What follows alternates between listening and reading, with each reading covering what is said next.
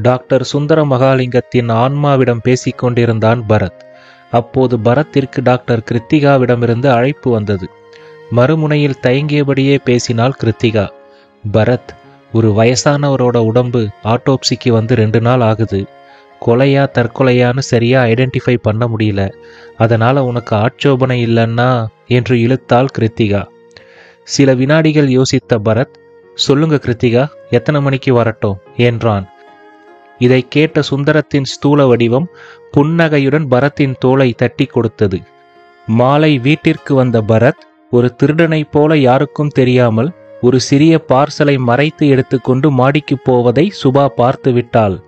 டேய், என்னத்தடா மறைச்சு எடுத்துக்கிட்டு போற என்றவளை பார்த்து சிரித்து கொண்டே, பூவும் கொஞ்சம் ஸ்வீட்டும் என்றான். எங்களுக்கும் பூ வைக்க தலை இருக்கு, ஸ்வீட் சாப்பிட வாய் இருக்கு என்ற சுபாவிடம், சுபா குட்டி ப்ளீஸ், கொஞ்சமாக தான் வாங்கிட்டு வந்தேன், நாளைக்கு எல்லாருக்கும் சேர்த்து வாங்கிட்டு வரேன் என்று பரத் கெஞ்சியதை ரசித்து கொண்டே அவனுடைய கன்னத்தை செல்லமாக கிள்ளிய சுபா, என் கண்ணு குட்டி, சும்மா சொன்ன, நீ மாடிக்கு போ என்றால் சிரித்து கொண்டே. அப்போது அறைக்குள் இருந்து வெளியே வந்த ஸ்ரீதரன் இவர்கள் பேசுவதை கேட்டு சிரித்து கொண்டே, சுபா குட்டிக்கு பூ வேணுமா என்றார் கிண்டலாக. உடனே சுபா அவரை முறைத்து பார்த்தபடி, அதெல்லாம் பொண்டாட்டிக்கு வாங்கிட்டு வரணுங்கிற எண்ணம் தானா வரணும். நான் கொடுத்து வச்சது அவ்வளவுதான் என்றால் சலிப்பாக. உடனே அவளை முறைத்து பார்த்த ஸ்ரீதரன், அடியை, நான் வாங்கிட்டு வந்ததே இல்லைன்னு சத்தியம் பண்ணி சொல்லு பார்க்கலாம் என்று சண்டை போட ஆரம்பித்தார். இவர்கள் பேசுவதை கேட்டுக்கொண்டே மாடிக்கு சென்ற பரத் அங்கு புடவையில் நின்று கொண்டிருந்த காயத்ரியை பார்த்து, எங்கேயாவது வெளியே போறியா என்றான். ஆமா, அத்தை கோவிலுக்கு போகலாம்னு சொன்னாங்க என்றவள் அவன் கையில் இருந்த இலையால் சுற்றப்பட்ட பூவையும் ஸ்வீட் பாக்ஸையும் பார்த்து விட்டாள். அவனை குறும்பாக பார்த்து கொண்டே, என்ன மல்லிப்பூவும் சாமந்தியும் ஒரே பொட்டலத்தில் இருக்கா என்றாள்.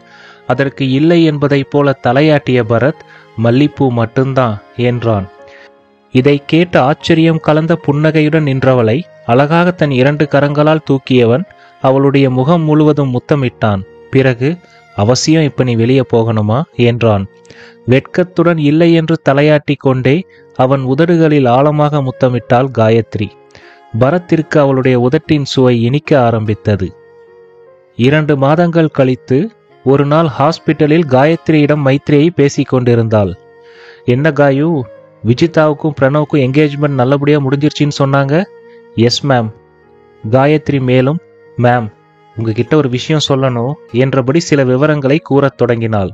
அதை கேட்ட மைத்ரேயி, அடிப்பாவி, உண்மையிலேயே நீ பெரிய ஆளுதான், 2 வாரம் தள்ளி போயிருக்குன்னு பரத் கிட்ட சொல்லிட்டியா என்று சிரித்து கொண்டே அவளை மென்மையாக அணைத்து கொண்டாள் மைத்ரேயி. என்ன மேம், என் பொண்டாட்டியை கட்டி பிடிச்சிக்கிட்டு நிக்கிறீங்க என்று கேட்டபடி எதிரில் வந்த பரத்தை பார்த்து வெட்கத்துடன் சிரித்தாள் காயத்ரி. காயத்ரியின் சிரிப்பையும் மைத்ரேயின் கிண்டலான புன்னகையையும் பார்த்த பரத்திற்கு என்ன விஷயம் என்று புரிந்துவிட்டது. தன்னை மறந்து சந்தோஷத்தில் 2 கைகளால் காயத்ரியை தூக்கியவன் அவளுடைய நெற்றியில் அழுத்தமாக முத்தமிட்டான். யோ, இது ஹாஸ்பிட்டல்யா என்றபடி அங்கு வந்து சேர்ந்தார் மோகன். மோகனிடம் மைத்ரியை விஷயத்தை கூறியவுடன் அவரும் பரத்திற்கு தன் வாழ்த்துக்களை தெரிவித்தார். அப்போது அங்கு வந்து சேர்ந்த விஜிதாவும் விவரம் தெரிந்தவுடன் ஆனந்த கண்ணீருடன் காயத்ரியை அணைத்து கொண்டாள். பிறகு பரத்தை பார்த்து, பரத் மாமா, வாயும் வயிறுமா இருக்கிற என்னோட அத்தைய பத்திரமா பார்த்துக்கோங்க என்றாள் கிண்டலாக. உடனே காயத்ரி, பரத் உனக்கு மாமா, நான் உனக்கு அத்தையா என்றாள் லேசான கோபத்துடன். உடனே விஜிதா, ஆமா காயு, நான் பிரணவை கட்டிக்கிட்டா பரத் எனக்கு மாமா ஆகிடுவாரு, அப்புறம் பரத்தோட மனைவி எனக்கு அத்தை தானே என்றால் குறும்பாக. இதை கேட்ட காயத்ரி கோபத்துடன், அடியே பெங்களூர் தக்காளி, உன்னை வெளுக்கிறம் பாரு என்றபடி விஜிதாவை அடிப்பதற்கு துரத்தி கொண்டு ஓடினாள். காயு, வேகமா ஓடாதம்மா, ப்ளீஸ் நில்லு என்றபடி அவர்களுக்கு பின்னாடியே ஓடினான் பரத். மோகனின் தோளில் சாய்ந்து கொண்டு இவர்களின் சேட்டையை ரசித்தபடி சிரித்து கொண்டிருந்தாள் மைத்ரேயி.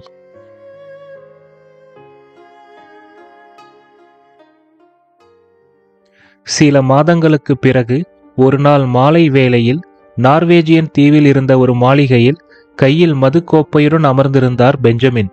ஒரு கிராமாபோனில் அவருக்கு பிடித்த மெல்லிசை தட்டு சுழன்று கொண்டிருந்தது.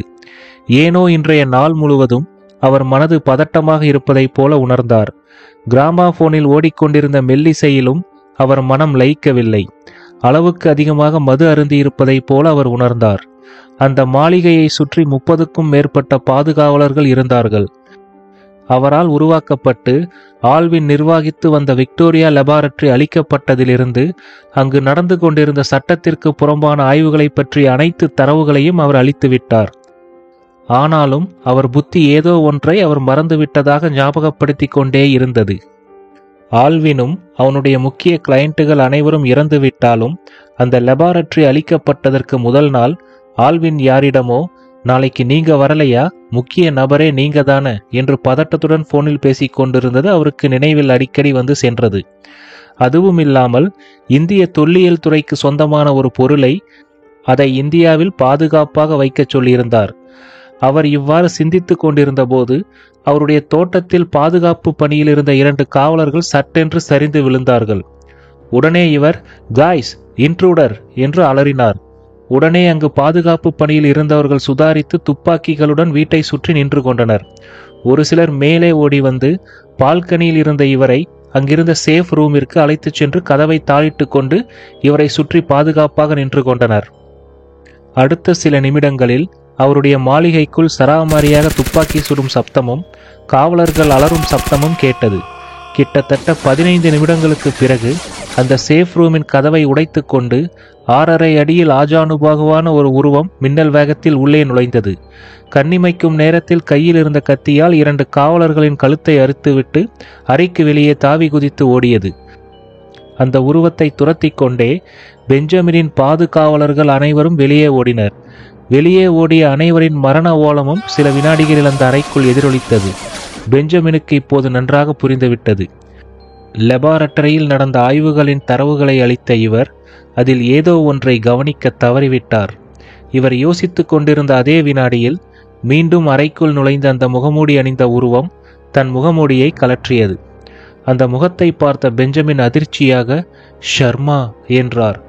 ஷர்மா என்று அழைக்கப்பட்டவன் பெஞ்சமினிற்கு முன்பாக மண்டியிட்டு அமர்ந்து கொண்டு I am sorry about mister Alvin, my hearty condolences என்றான். பிறகு உங்க மேல எனக்கு நிறைய மதிப்பு இருக்கு, அதனால 3rd டிகிரி விசாரணை வேண்டாம்னு நினைக்கிறேன். ஸோ ப்ளீஸ் ஆன்சர் மீ, அந்த B5H research reports and coordinates எங்க இருக்கு என்றான். சிறிதும் பயமோ பதட்டமோ இல்லாமல் அந்த B5H பத்தின எல்லா தகவலுமே தீயில் அழிஞ்சு போச்சு என்றார். உடனே அவன் சலிப்புடன் எழுந்து வயர்லெஸ்ஸில் யாரிடமோ பேசினான். நான் என்னோட பாணியில விசாரணையை ஆரம்பிக்கவா என்றான். மறுமுனையில் இருந்தவர் எந்த பதிலும் சொல்லாமல் சில வினாடிகள் அமைதியாக இருந்தார்.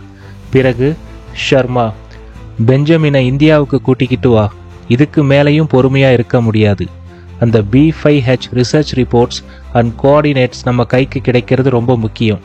இங்க அதை பத்தி ரிசர்ச் பண்ணிக்கிட்டு இருந்த சித்திக் நவாஸுங்கிற ஆர்கியாலஜிஸ்டும் ரொம்ப நாளா தலைமறைவா இருக்காரு.